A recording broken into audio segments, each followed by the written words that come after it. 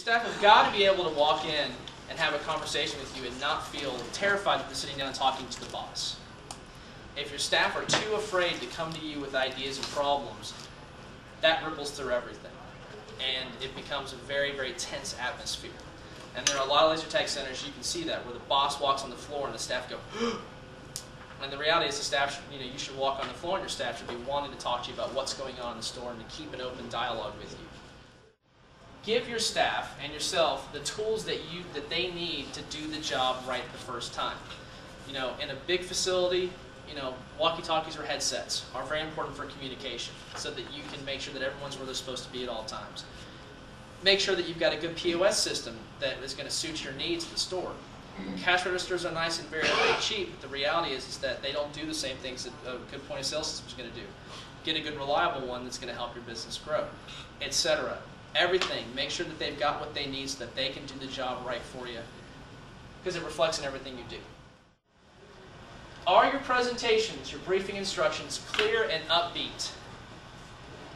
Cardinal sin of the laser tag world is the really cool place that you walk into and the staff person goes, "We're going to watch a video." Everyone quiet down, thanks. And they stand off to the side like this while you watch a video.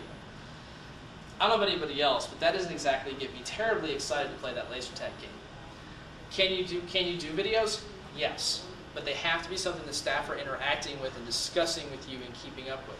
I don't personally believe in videos. I'm a very, very, very big fan of the live presenter.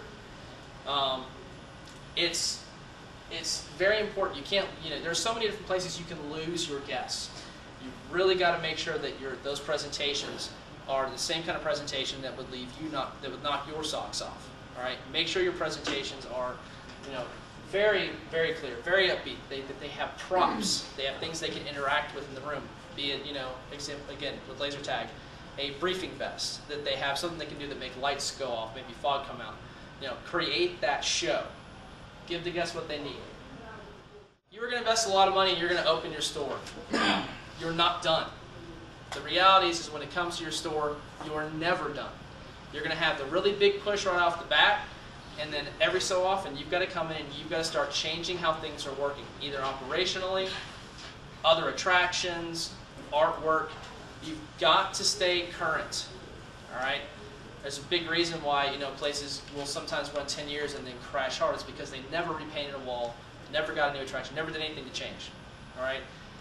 It's very, very important that you embrace the idea that every year you're going to do a little something. It doesn't have to be huge. It might be, I'm going to go and I'm going to retheme a party room. All right? It might be, I'm going to make sure that I change out some of my a large section of my arcade.